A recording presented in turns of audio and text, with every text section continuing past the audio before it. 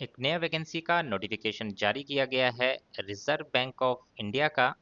Reserve bank of India ने, जो कि भारत का सेंट्रल बैंक है, उनके द्वारा ये नया वैकेंसीज का सरकारी नौकरी का एक नया नोटिफिकेशन जारी किया जा चुका है। तो रिजर्व बैंक ऑफ इंडिया की, जैसा कि आप सभी जानते हैं, एक रेप्यूटेड ऑर्गेनाइजेशन है, सेंट्रल बैंक है पूरे भारत का। इसमें नौकरी पाना काफ़ी कैंडिडेट का एक ड्रीम होता है। और इसमें अगर आपकी नौकरी लगती है तो सेंट्रल गवर्नमेंट की जितने भी जो बेनिफिट्स होते हैं सरकारी नौकरी के, वो तो आपको मिलते ही हैं, लेकिन एक रेप्यूटेड ऑर्गेनाइजेशन में काम करने का मौका भी आपको मिलता है। तो इसमें जो है, यहाँ पर एक वैकेंसी का नोटिफिकेशन जारी किया गया है, जिसमें पोस्ट जो निकली है वो है इंजीनियरिंग, जिनका बैकग्राउंड है उन कैंडिडेट्स के लिए। तो जितने भी इंजीनियरिंग कैंडिडेट्स हैं जो ड्रीम करते हैं कि उनको रिजर्व बैंक ऑफ इंडिया में जॉब मिले, तो उनके लिए एक अच्छा मौका यहाँ पे आ चुका है। वैकेंसीज जारी की गई हैं जूनियर इंजीनियर की पोस्ट के लिए रिजर्व बैंक ऑफ इंडिया के द्वारा। और यहाँ पर आपके एप्लीकेशन फॉर्म भरे जा रहे हैं ऑनलाइन माध्यम से। ऑनलाइन एप्लीकेशन फॉर्म की अगर बात करें, एप्लीकेशन फॉर्म आपके जो भरे जाएंगे 16 अप्रैल 2026 से लेके 6 मई 2026 तक। अब इसमें आपका जो एग्ज़ाम कंडक्ट होगा, एग्ज़ाम होगा इस पोस्ट के लिए आपका 6 जून 2026 को। एग्ज़ाम डेट भी ऑलरेडी जारी की जा चुकी है, ताकि कैंडिडेट्स जो है टाइम से अपनी सारी तैयारियां कंप्लीट कर सकें। तो 6 जून 2026 को इसके लिए आपका ऑनलाइन एग्जामिनेशन कंडक्ट होने वाला है। इनकी वेबसाइट की बात करें, rbi.org.in इनकी वेबसाइट है। और अगर आप इस एप्लीकेशन फॉर्म को भरने का एक डायरेक्ट लिंक चाहते हैं, यानी कि आपको ढूंढना ना पड़े, सर्च ना करना पड़े, तो डायरेक्ट लिंक जिस पे आपको को सिर्फ क्लिक करना है और डायरेक्टली एप्लीकेशन फॉर्म पे आप पहुंच जाएंगे, तो वो डायरेक्ट लिंक आपको मिलेगा हमारे टेलीग्राम चैनल पे। टेलीग्राम चैनल का लिंक अगर आपको चाहिए तो इस वीडियो के डिस्क्रिप्शन में जाइए, डिस्क्रिप्शन में उस टेलीग्राम चैनल का लिंक दिया है, और आपको वहाँ पे ये पीडीएफ नोटिफिकेशन भी मिल जाएगा और एप्लीकेशन फॉर्म का ऑनलाइन लिंक भी मिल जाएगा। साथ ही साथ इस तरह की जो टेक्निकल गवर्नमेंट जॉब्स निकलती है ऑल ओवर इंडिया में, चाहे किसी भी विभाग में निकली हो, पूरे भारत में जो भी मेल फीमेल के लिए वैकेंसीज निकलती हैं, उसकी सबसे फास्ट अपडेट आपको इस टेलीग्राम का जो प्लेटफॉर्म है, इस टेलीग्राम चैनल पे आपको मिलती रहेगी। और साथ ही साथ हमारा ये जो यूट्यूब चैनल है, इस पे भी अगर आप हमें सब्सक्राइब कर लेते हैं, तो आपको डेली के हमारी जो अपडेट्स होती हैं टेक्निकल जॉब्स के रिगार्डिंग, वो आप तक पहुंच पाएगी। अब आगे बढ़ते हैं इसमें आपके एलिजिबिलिटी क्राइटेरिया और अदर इंस्ट्रक्शंस वैकेंसीज पे। तो वैकेंसीज का पूरा डिटेल आप इस टेबल में देख पाएंगे, तो नोटिफिकेशन ज़रूर डाउनलोड कर लीजिएगा ताकि पूरी इन्फॉर्मेशन आप इसमें से देख पाएँ कि आपकी कैटेगरी में कितनी वैकेंसीज यहाँ पे जारी की गई है। जॉब डिस्क्रिप्शन क्या रहेगा, वो भी यहाँ पे आपका पोस्ट वाइज बताया गया है। एज की बात करें तो 20 साल से लेके 30 साल के बीच में आपकी एज होनी चाहिए, यानी कि 2 अप्रैल 1996 से 1 अप्रैल 2006 के बीच में आपकी डेट ऑफ बर्थ होनी चाहिए। अगर आप SC/ST से बिलोंग करते हैं तो आपकी एज ली जाएगी 35 साल तक। OBC से बिलोंग करते हैं तो 33 साल तक। PWBD कैंडिडेट हैं तो आपकी कैटेगरी के हिसाब से आपको जो है रिलैक्सेशन 10, 13 या 15 साल का इसमें दिया जाएगा।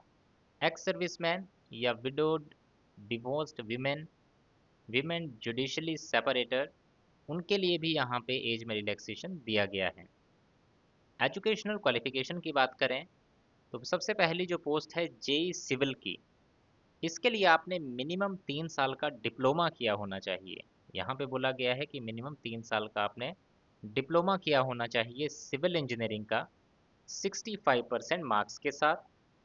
और अगर आप SC/ST PWBD से बिलोंग करते हैं तो 55% मार्क्स आपके डिप्लोमा में होने चाहिए। या फिर अगर किसी कैंडिडेट ने डिग्री की हुई है सिविल इंजीनियरिंग की, यानी कि BE BTech किया हुआ है, वो कैंडिडेट भी यहाँ पे एप्लीकेशन फॉर्म भर सकता है। उनके डिग्री में 55%, और अगर रिजर्व्ड कैटेगरी से हैं तो 45% मार्क्स जो हैं वो होने चाहिए। दूसरी पोस्ट है जेई इलेक्ट्रिकल। इसके लिए 3 साल का डिप्लोमा किया हो इलेक्ट्रिकल में या फिर इलेक्ट्रिकल एंड इलेक्ट्रॉनिक्स में, और उसमें परसेंटेज सेम रहेगी जो पहले मैंने बताया, या फिर आपने इन दो स्ट्रीम्स में से किसी एक में अपनी डिग्री की हो, वही सेम परसेंटेज जो पहले मैंने दूसरी पोस्ट के लिए आपको बताई थी। यहाँ पे बताया गया है कि आपका जो परसेंटेज कैलकुलेट की जाएगी वो किस हिसाब से की जाएगी, बाकी चीज़ें आप यहाँ से देख सकते हैं। जब आप नोटिफिकेशन डाउनलोड करेंगे। इसमें सिंपल सी चीज़ें बताई गई हैं जिसकी अगर आप नहीं भी पढ़ते हैं तो उतने की ज़रूरत नहीं है आपको इसमें। अब आते हैं एक इम्पॉर्टेंट चीज़ पे कि इसमें एक्सपीरियंस रिक्वायर्ड है या फिर नहीं है तो कितना चाहिए। तो जेई सिविल की बात करें तो 2 साल का एक्सपीरियंस डिप्लोमा होल्डर्स के लिए चाहिए और एटलीस्ट 1 साल का एक्सपीरियंस अगर आप डिग्री होल्डर हैं आपके लिए चाहिए। किसमें होना चाहिए? Execution and supervision of civil construction work and या तो ये हो या फिर civil maintenance of office buildings और कमर्शियल बिल्डिंग्स और residential complexes with basic knowledge of RCC design and other civil works, working knowledge of computer, experience in preparation of tenders for civil works। या फिर 1 साल का अगर आपने graduate apprenticeship training किया है किसी पीएसयू में तो भी आप एलिजिबल हैं। नेक्स्ट है जूनियर इंजीनियर इलेक्ट्रिकल। 2 साल का एक्सपीरियंस डिप्लोमा वालों के लिए, 1 साल का एक्सपीरियंस डिग्री होल्डर्स के लिए। Execution and supervision of electrical installations in large buildings और कमर्शियल बिल्डिंग्स हैविंग एचटी और LT substations, central AC plants, lifts, UPS, DG sets, CCTV, fire alarm system etcetera. या फिर 1 साल का ग्रेजुएट अप्रेंटिसशिप ट्रेनिंग किया हो किसी पीएसयू में। नेक्स्ट आते हैं कि आपने एप्लीकेशन फॉर्म भर दिया, अब उसके बाद क्या? तो उसके बाद जो सिलेक्शन प्रोसेस है आपकी, उसमें आपका एक ऑनलाइन एग्जामिनेशन होगा, एक होगा आपका लैंग्वेज प्रोफिशिएंसी टेस्ट। जो ऑनलाइन एग्जामिनेशन होगा उसमें इंग्लिश लैंग्वेज के होंगे 50 क्वेश्चन। इंजीनियरिंग डिसिप्लिन पेपर 1 इसमें होंगे 40 क्वेश्चन जो होंगे आपके 100 नंबर के। इसके बाद तीसरा section engineering discipline paper 2 40 question 100 number के।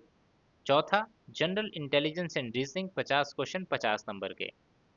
आपकी सेक्शनल टाइमिंग रहेगी 40 मिनट की हर सेक्शन के लिए और जनरल इंटेलिजेंस एंड रीजनिंग के लिए रहेगी 30 मिनट की।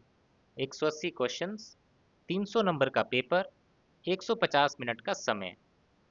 इसमें जो है जो सिलेबस रहेगा आपका इंजीनियरिंग डिसिप्लिन पेपर 1 पेपर 2 या फिर पूरा अगर जो सिलेबस की बात करूं उसके लिए मैं एक अलग वीडियो बनाऊंगा जिसमें मैं पूरा selection process, marking, syllabus, topics, ये सारी चीज़ें डिस्कस करूंगा। तो चैनल को सब्सक्राइब कर लें ताकि वो वीडियो जब आए उसकी नोटिफिकेशन आपको मिल सके। तो उसकी जो भी लैंग्वेज प्रोफिशिएंसी टेस्ट है उसकी हम उसी वीडियो में बात कर लेंगे। आगे इसमें दिया गया है आपके एग्जामिनेशन सेंटर्स कौन से रहेंगे। जो भी आपका यूटी स्टेट होगी उसी में आपका एग्जामिनेशन सेंटर आपके नज़दीक ही दिया जाएगा आपको। पे स्केल की इसमें बात की जाए तो पे स्केल इसमें अच्छा खासा ही आपको मिलने वाला है क्योंकि आरबीआई की जॉब है, जूनियर इंजीनियर की आपकी पोस्ट होगी और आगे जाके आपका 8th पे कमीशन इसमें लगने वाला है। ये जो बताया गया है ये 7th सीपीसी के अकॉर्डिंग है। तो यहाँ पे ही आपकी 91,309 कंसोलिडेटेड सैलरी जो है बताई गई है। इसमें अगर आप अकोमोडेशन नहीं लेते हैं तो 15% आपकी पे का और जो है आपको एक्स्ट्रा इसमें आपका ऐड करके आपको दिया जाएगा।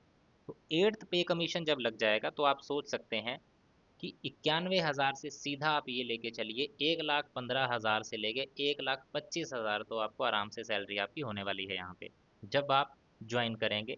वो भी आप अगले ही साल में जाके ज्वाइन करेंगे, आप जब भी करेंगे उस टाइम तक 8th पे कमीशन जो है वो लागू हो चुका होगा। तो सैलरी उस हिसाब से आपको उसी टाइम पे मिलने वाली है। देन इसमें ये बताया गया है कि जो सिलेक्टेड कैंडिडेट्स होंगे जब आप सेलेक्ट हो जाएंगे तो आपको जो पोस्ट किया जाएगा, जो आपका रिक्रूटिंग जोन है, जो रिक्रूटमेंट जोन है जिसके अंतर्गत आपने अप्लाई किया होगा, उस रिक्रूटमेंट जोन के बैंक ऑफिस में आपको वहाँ पे जो है आपकी पोस्टिंग की जाएगी। देन आप जो है एडमिनिस्ट्रेटिव एक्सीजेंसीज के अकॉर्डिंग आपको ट्रांसफ़र भी किया जा सकता है किसी भी पार्ट ऑफ इंडिया में, लेकिन शुरुआत में आपको आपके रिक्रूटमेंट जोन में या उसके नज़दीक में जो है आपको पोस्ट किया जाएगा। तो ये भी एक अच्छी चीज़ है। बाकी इसमें अगर और इंस्ट्रक्शंस देखें, आपकी जो एप्लीकेशन फ़ीस लगेगी जब आप एप्लीकेशन फॉर्म भरेंगे वो आपको कितनी पे करनी होगी, उसमें क्या फॉर्मेलिटीज़ रहेंगी, ऑनलाइन होगी ऑफलाइन होगी। तो इसमें आपकी एप्लीकेशन फ़ीस जो है वो ऑनलाइन आप पे कर सकते हैं इसमें, जो कि नॉन रिफंडेबल रहेगी और उसके लिए भी लास्ट डेट है 6 मई 2026।